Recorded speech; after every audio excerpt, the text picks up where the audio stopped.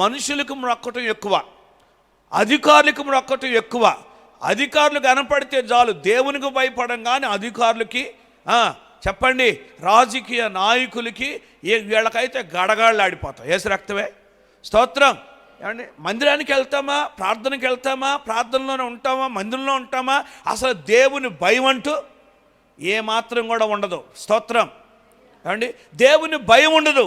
కానీ లోక సంబంధ అధికారులు కనపడితే చాలు ఎంత మౌనమో, ఎంత వినయమో, ఎంత విధేయతో, ఎంత లోబడిపోతామో.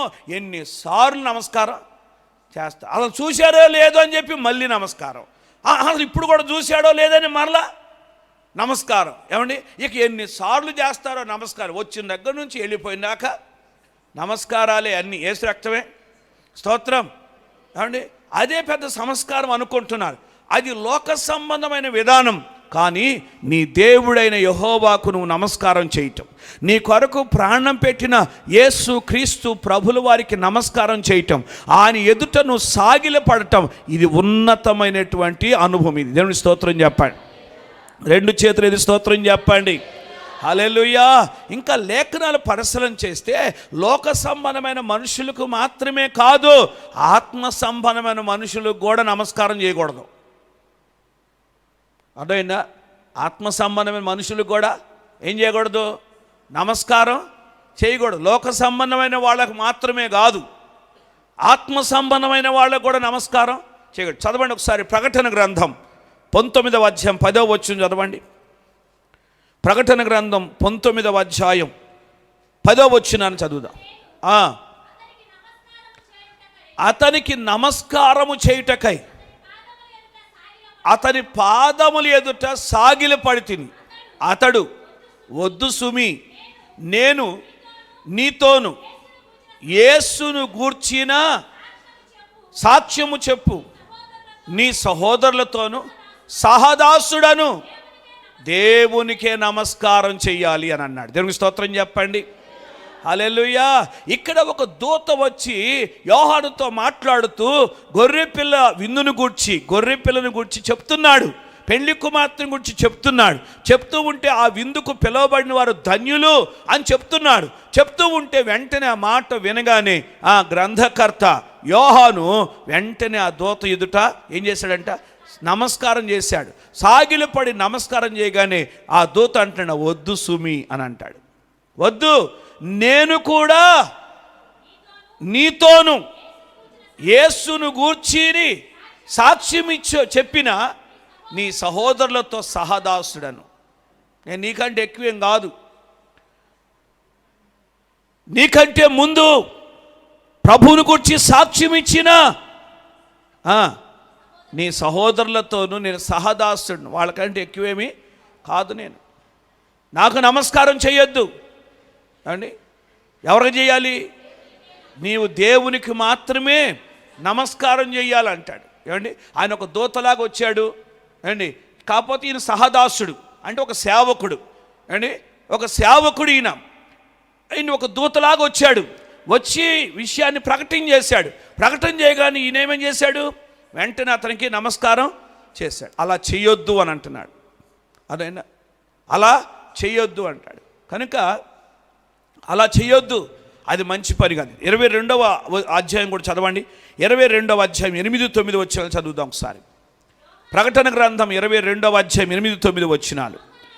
యోహాను అను నేను ఈ సంగతులను వినినవాడినై చూచినవాడను.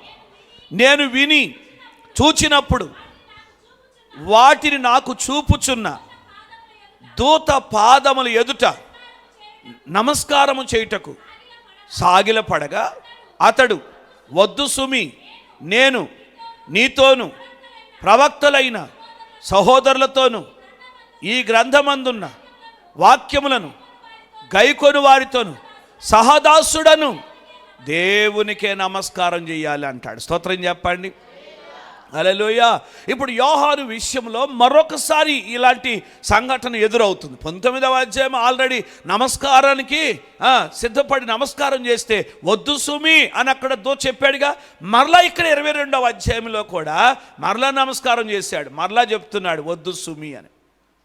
నేను మీ సహదాసుడను నేను మీకంటే గొప్పవాడిని కాదు, నేను మీకంటే ఉన్నతమైన వాడిని కాదు. మీ దేవుడైనా నీ దేవునికి మాత్రమే నమస్కారం చేయాలి, దేవునికి మాత్రమే నమస్కారం చేయాలి, మాకు కాదు, మాకు చెయ్యొద్దు, నేను నీ సహదాసుడిని అని అంటున్నాడు. అంటే సహదాసులు కూడా అంటే సేవకులు, ఒకరితో ఒకరు తోటి జత పనివారు, వారు కూడా ఒకరితో ఒకరు సాగిలిపడి నమస్కారాలు చెప్పరే, చేయకూడదు. స్తోత్రం. ఏమండి, చేయకూడదు. ఇప్పుడు సేవకుల పూజ ఎక్కువైపోయింది,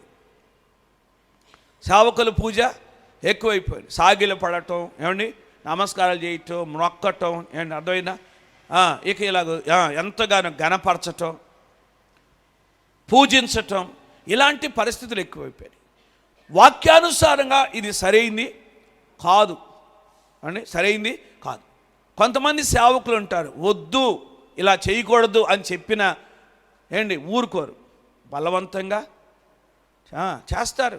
చేయకపోతే ఎట్లా, చేయాలి, ఖచ్చితంగా చేయాలి, మీరు మా సేవకులు, మీరు మా నాయకులు, సన్మానించాలి, గణపరచాలి అని చెప్పేసి ఇలాగూ రకరకాలుగా చెప్తూ ఉంటారు. కానీ ఈ యొక్క పని కూడా సరైంది కాదు, అర్థమైనా? కనుక తోటి సేవకులకు కానీ జత పని వారికి కానీ ఇలాగూ నమస్కారం చేయకూడదు, ఇలా నమస్కారం చేయకూడదు, విగ్రహాలకు నమస్కారం చేయకూడదు. అలాగే లోకానుసారమైనటువంటి అధికారులకు ఇలాగ నమస్కారం చేయకూడదు, సాతానుకు కూడా నమస్కారం చేయకూడదు. రైట్. ఇక సాతానికి నమస్కారం చేయకపోతే వచ్చే పరిస్థితి ఏంటంటే, ఇక మనం ప్రకటన గ్రంథం 13వ అధ్యాయం చదివితే అక్కడ ఒక చెప్పండి క్రూర మృగం ఒక ప్రతిమను నిలబెడతాడు, దానికి నమస్కారము చేయాలి. ఎవరైతే నమస్కారం చేయకుండా ఉంటారో, సాగిల పడకుండా ఉంటారో, ఎవరైతే ముద్ర వేయించుకోకుండా ఉంటారో వారు భయంకరమైన శ్రమలు పొందుతారని దేవుని వాక్యంలో మనం చూస్తాం. కనుక ఇలాగూ నమస్కారం చేయకుండా, సాగిల పడకుండా నిలబడటం, ధైర్యంగా ఉండటం అనేది ఇది దేవునికి మహిమే. ఒకవేళ మనుషుని గణపరచకపోవచ్చు కానీ, విగ్రహాలను గణపరచకపోవచ్చు కానీ, తోటి సేవకులు గణపరచకపోవచ్చు కానీ, ఇది దేవునికి మాత్రం ఎంతో మహిమే. నేను నా దేవునికి మాత్రమే మొక్కుతా, నేను నా దేవునికి మాత్రమే నమస్కారం చేస్తా, నేను నా దేవునికి మాత్రమే సాగిల పడతా అనేటువంటి అనుభవం చాలా శ్రేష్టమైంది. ఈ అనుభవంలో ఉంటే కొన్ని శ్రమలు ఎదుర్కోవాల్సి వస్తుంది. మొర్దెకై నిలబడినట్లుగా నిలబడాలి, షడ్రకు మేషకు అబేద్నెగో నిలబడినట్లుగా నిలబడాలి, యేసుక్రీస్తు ప్రభుల వారు నిలబడినట్లుగా నిలబడాలి. అలాగూ నిలబడగలిగితే అది నీకు ఆశీర్వాదం, అది నీకు దీవెన. అలా నిలబడ్డావనుకో ఉరికంబాలు కొట్టివేయబడతాయి, శాసనాలు మారిపోతాయి. స్తోత్రం చెప్పండి. 7 అంతలుగా మండుచున్న అగ్నిగుండాలు కూడా చల్లారిపోతాయి అంతే. స్తోత్రం చెప్పండి. ఇప్పుడు అలాగూ నిలబడలేకే అగ్నిగుండాల్లో కాలిపోతున్నాం, అగ్నిగుండాలు అంటే శ్రమల్లో కాలిపోతున్నాం, ఉరికంబాల మీద వేలాడుతున్నాం. అలాంటి అనుభవం లేక, ఇది లోక పద్ధతి ప్రకారం, లోకానుసారంగా, రాచరిక ప్రకారం ఇది మర్యాద లేని పరిస్థితే, గౌరవించని పరిస్థితే. కానీ దేవుని వాక్యానుసారంగా దేవుని దృష్టిలో మాత్రం ఎంతో చెప్పరే గొప్ప కార్యం అండి. వాక్యంలో ఉంటుంది, మీ పై అధికారులకు మీరు లోబడి ఉండండి అని ఉంది వాక్యం. మీ పై అధికారులకు లోబడి ఉండుడి అని చెప్పబడింది వాక్యం. అరేనా, లోబడటం అంటే ఈయన లోబడతాడు, లోబడిన వాడు కాదు, కానీ నమస్కారం మాత్రం చేయడు. ఆయన ఏం చెప్పినా మాట వింటాడు, కానీ నమస్కారం చేయటం అనేది ఆ పద్ధతి అసలు దేవుని యొక్క గ్రంథములో అది దేవునికి ఎంతో విరోధమైన పని. పై అధికారులకు లోబడతాను, వాళ్ళు ఏం చెప్పినా వింటాను, కానీ నమస్కారం అనేది మాత్రం చేయను అనేది ఒక తీర్మానం. అలాగూ మొర్దెకై నిలబడ్డాడు, ధైర్యంగా నిలబడ్డాడు. అతను గూర్చి అక్కడ మనం చూస్తున్నాం, చదువుతారు ఒకసారి.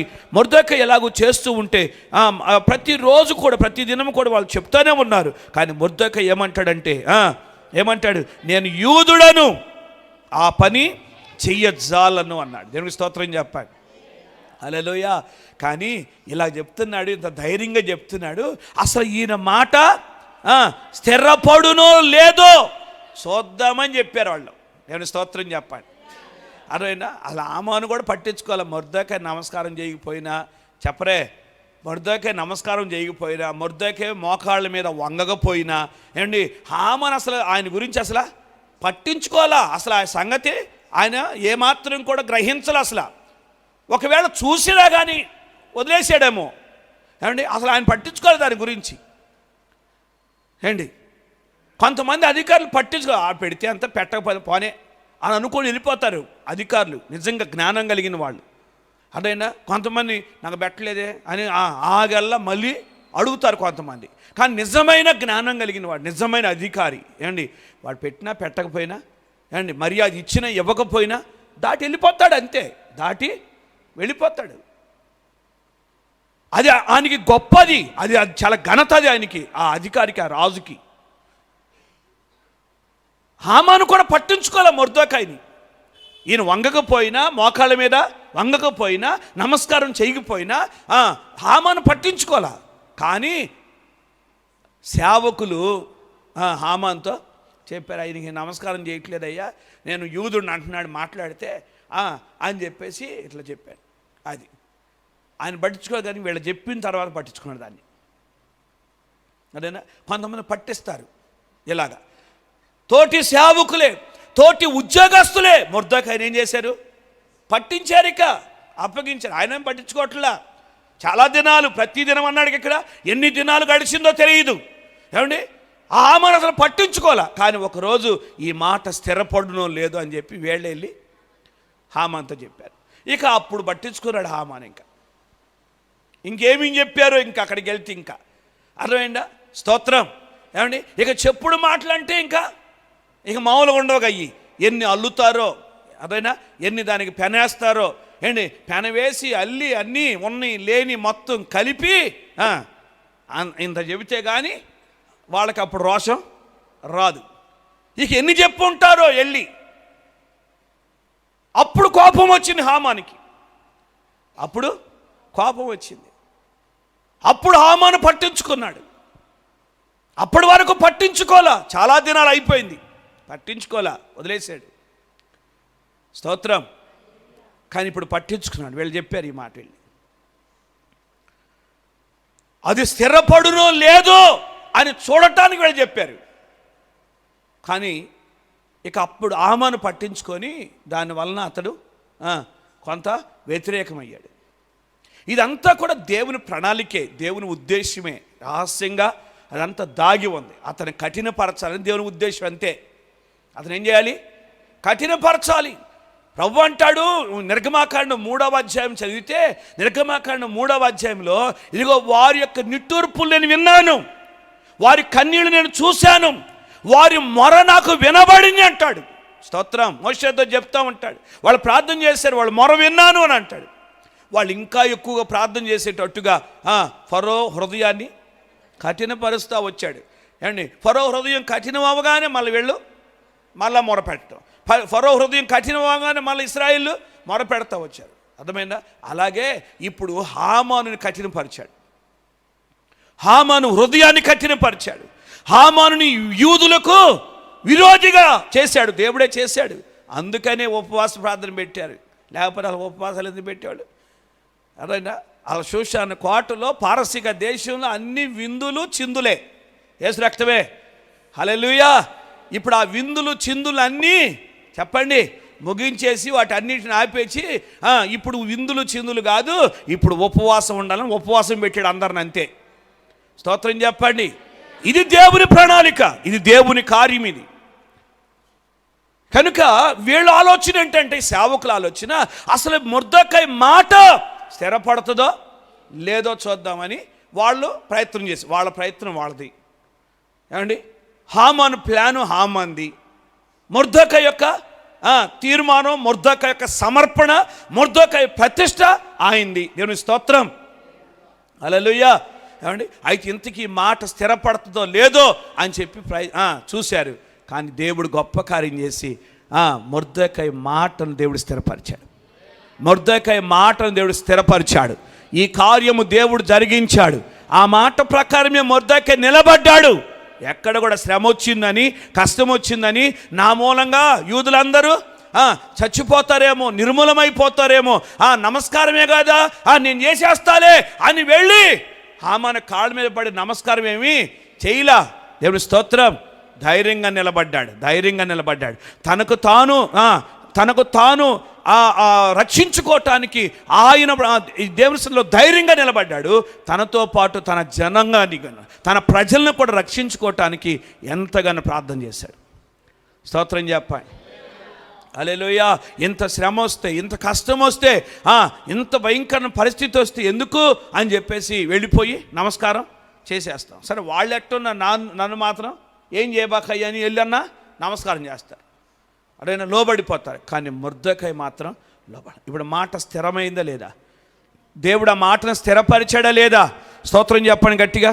ఒకసారి 135వ కీర్తన 9వ వచనం చదవండి ఒకసారి. 135వ కీర్తన 9వ వచనాన్ని. ఐగుప్తు నీ మధ్యను, ఫరో ఎదుటను, అతని ఉద్యోగస్తుల ఎదుటను ఆయనే సూచిక క్రియలు, మహత్కార్యములు జరిగించువాడు. అనేకులైన అన్యజనులను, బలిష్ఠులైన రాజులను ఆయన హతము చేసిన వాడు. స్తోత్రం చెప్పండి గట్టిగా. హల్లెలూయా. ఈ కీర్తన అంతా చదువుతుంటే చాలా శ్రేష్టమైన సంగతులు మనకు కనబడతాయి. కనుక ప్రభువుని ప్రేర ఇక్కడ మహత్కార్యాలు చేస్తాడు ఆయన, అద్భుత కార్యాలు చేస్తాడు ఆయన. రాజులను సహితము హతము చేసిన వాడు ఆయన. స్తోత్రం చెప్పండి. ఆయన నమ్ముకున్న వారిని ఆయన ఎన్నడూ కూడా విడిచిపెట్టాడు. కనుక యేసుక్రీస్తు ప్రభుల వారు నీ కొరకు ప్రాణం పెట్టాడు, నీ కొరకు రక్తం కార్చాడు. నీ నమస్కారాలు లోకానుసారమైనగా ఎక్కువగా కనపడుతున్నాయి, కానీ దేవునికి నమస్కారం చేయటం చాలా తక్కువైపోయింది. దేవుని ఎదుట నువ్వు సాగిలపడలేకపోతున్నావు, దేవుని ఎదుట నువ్వు నమస్కారం చేయలేకపోతున్నావు, నువ్వు దేవుని ఆరాధించలేకపోతున్నావు, నువ్వు దేవునికి మొక్కలేకపోతున్నావు. స్తోత్రం, స్తోత్రం, హల్లెలూయా. దేవునికి నమస్కారం చేయాలి, దేవునికి మొక్కాలి, దేవుడిని ఆశీర్వదించి నీ పట్ల దేవుడు గొప్ప కార్యము చేయనట్లుగా నువ్వు దేవుని యొక్క సన్నిధిలో ఎంతైనా లోబడాలి. స్తోత్రం చెప్పండి గట్టిగా. 2 చేతులది స్తోత్రం చెల్లించుదాం. కొంచెం గట్టిగా స్తోత్రం చెబుదాం. యోహాను సువార్త 4వ అధ్యాయం. యోహాను సువార్త 4వ అధ్యాయం 21వ వచనం చదవండి. ఒక కాలం వచ్చుచున్నది, ఆ కాలమందు ఈ పర్వతం మీదనైనను యెరూషలేములోనైనను మీరు తండ్రిని ఆరాధింపరు. నా మాట నమ్ముము. మీరు మీకు తెలియని దాన్ని ఆరాధించువారు, మేము మాకు తెలిసిన దాన్ని ఆరాధించువారము. రక్షణ యూదులలో నుండియే కలుగుచున్నది. అయితే యథార్థముగా ఆరాధించువారు ఆత్మతోను సత్యముతోను తండ్రిని ఆరాధించు కాలము వచ్చుచున్నది, అది ఇప్పుడును వచ్చేయున్నది. తన్ను ఆరాధించువారు అట్టివారే కావాలనని తండ్రి కోరుచున్నాడు. దేవుడు ఆత్మ గనుక ఆయన ఆరాధించువారు ఆత్మతోను సత్యముతోను ఆరాధింపవలెననెను. స్తోత్రం చెప్పండి. హల్లెలూయా. సమరయ స్త్రీతో ప్రభు మాట్లాడుతున్నాడు. ఇప్పుడు ఆరాధించే కాలం వచ్చింది.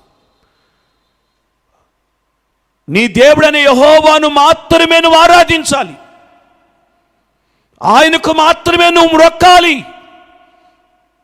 ఇప్పుడు ఆ కాలము వచ్చే ఉంది.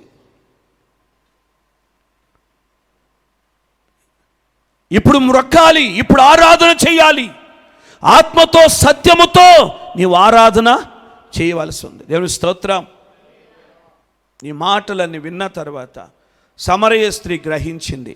స్తోత్రం, హల్లెలూయా, హల్లెలూయా. సమరయ స్త్రీ గ్రహించింది. వెంటనే ఆ స్త్రీ ఇదిగో ప్రభుతో మాట్లాడుతూ అక్కడ కొంత సంభాషణ జరిగిన తర్వాత ఆమె ప్రభుని నమ్ముకొని, ప్రభు యేసుక్రీస్తు ప్రభువే గొప్పవాడని నమ్మి గ్రహించి ఆయనకి మొక్కింది, సాక్ష్యం ఇచ్చింది, తన గ్రామం అంతటా రక్షించింది. స్తోత్రం చెప్పండి. హల్లెలూయా. కనుక ఆరాధించే కాలం వచ్చింది. ఆయనకి మొక్కే కాలం వచ్చింది, ఆయనకి నమస్కారం చేసే కాలం వచ్చింది, ఆయనకు సాగిలు పడే కాలము వచ్చింది. ఇప్పుడు ధైర్యంగా నిలబడాలి. స్తోత్రం చెప్పండి గట్టిగా. ధైర్యంగా నిలబడాలి. స్తోత్రం చెప్పండి. హల్లెలూయా అండి. ఉరికమ్మం సిద్ధం చేసిన మొర్దెకై ధైర్యంగా నిలబడ్డాడు. అగ్నిగుండం 7 అంతలుగా మండుచున్న షడ్రకు మేషకు అబేద్నెగోలు ధైర్యంగా నిలబడ్డాడు. దేవుని స్తోత్రం. హల్లెలూయా. సాతాను వచ్చి యేసుక్రీస్తు ప్రభుని శోధించిన యేసుక్రీస్తు ప్రభు ధైర్యంగా నిలబడి సాతాన్ని గద్దించాడు. స్తోత్రం చెప్పండి. ఇప్పుడు లోకంలో పరిస్థితులు ప్రతికూలంగా ఉన్నాయి. హల్లెలూయా, హల్లెలూయా. ప్రతికూలంగా ఉన్నాయి. ఏ రోజు ఏది నీ మీదకి వస్తుందో తెలియదు. స్తోత్రం చెప్పండి. ధైర్యంగా నిలబడాలి. అలా నిలబడటం చేత అయితేనే మాట్లాడాలి, లేకపోతే మౌనంగా ప్రక్కన ఉండాలి అంతే. నీ భక్తి ఏదో నువ్వు మెలకుండా చేసుకోవాలి. అదైనా నువ్వు మౌనంగా నువ్వు దాగి ఉండి నీ భక్తి ఏదో నువ్వు చేసుకో. అర్థమవుతుందా? అంతేగాని బహిరంగంగా నువ్వు బయటకు వచ్చి వెల్లడైపోయి అందరికీ కనబడిపోయి అందరికీ తెలిసిపోయి యూట్యూబ్లో ఫేస్బుక్లో ట్రోల్ అయిపోయి ఏసు రక్తమే అండి ఇలాంటి పరిస్థితుల్లో వచ్చిందనుకోండి, నిలబడాలి. అప్పుడు నిలబడాలి. అర్థమవుతుందా? అప్పుడు ధైర్యంగా నిలబడాలి.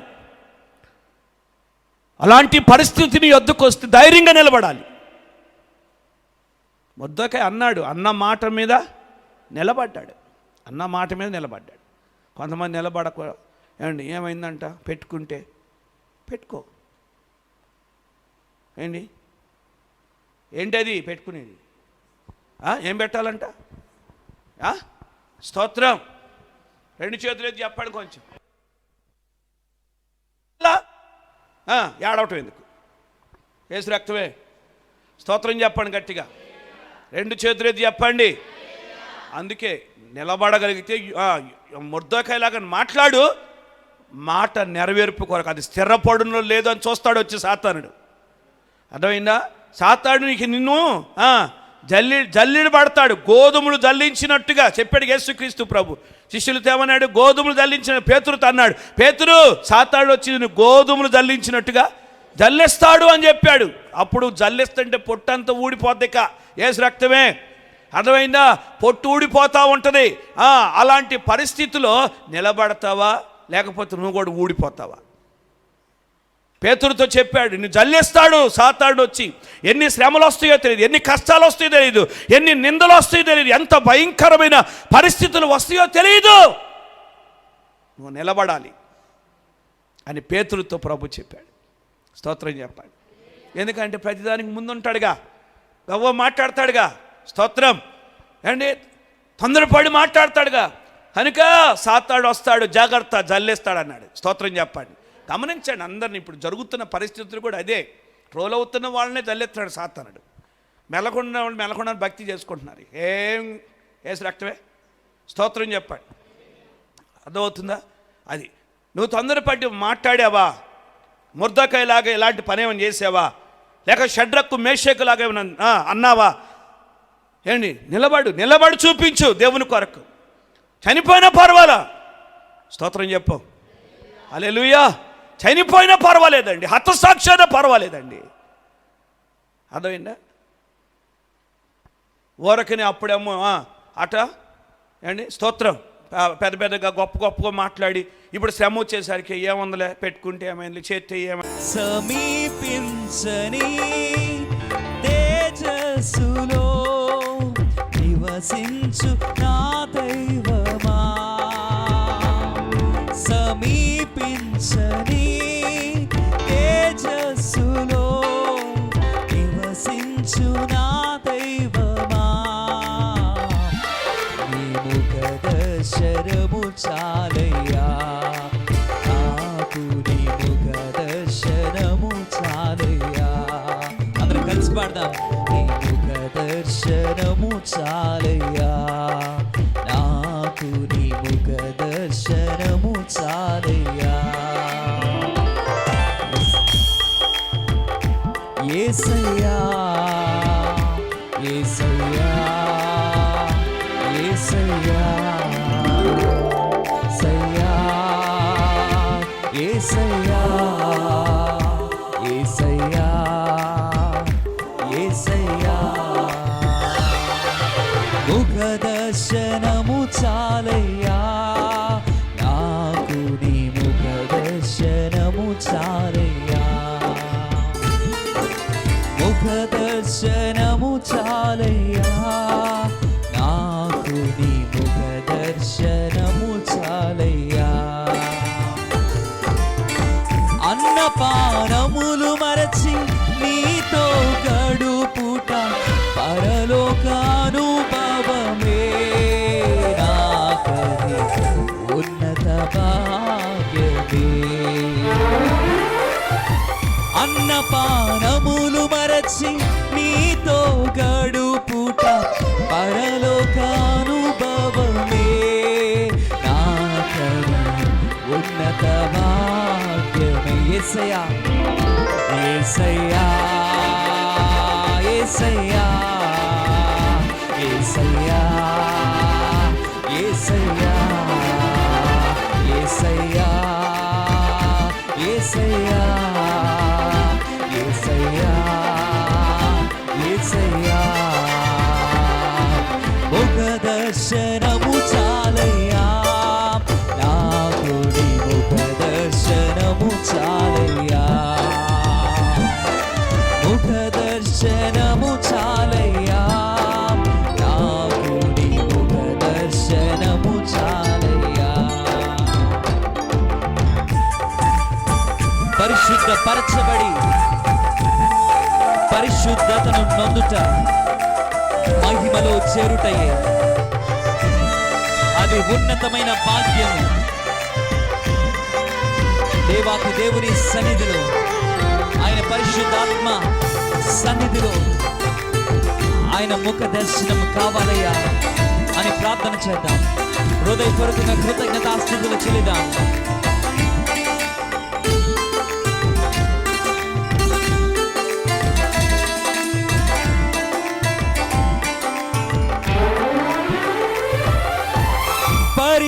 పరిశుద్ధపరచబడి పరిపూర్ణత నొంది మహిమలో చేరుటయే అది నా హృదయ వాంఛయే పరిశుద్ధపరచబడి పరిపూర్ణత నొంది మహిమలో చేరుటయే అది నా ఉన్నత భాగ్యమే యేసయ్యా యేసయ్యా యేసయ్యా యేసయ్యా యేసయ్యా చప్పట్లు కొడుతూ పాడదాం యేసయ్యా యేసయ్యా యేసయ్యా ముఖ దర్శనము చాలయ్యా నాకు నీ ముఖ దర్శనము చాలయ్యా ముఖ దర్శనము చాలయ్యా నాకు నీ ముఖ దర్శనము చాలయ్యా యేసయ్యా యేసయ్యా యేసయ్యా యేసయ్యా యేసయ్యా యేసయ్యా యేసయ్యా యేసయ్యా యేసయ్యా యేసయ్యా యేసయ్యా యేసయ్యా యేసయ్యా యేసయ్యా యేసయ్యా యేసయ్యా నిన్నే నిన్నే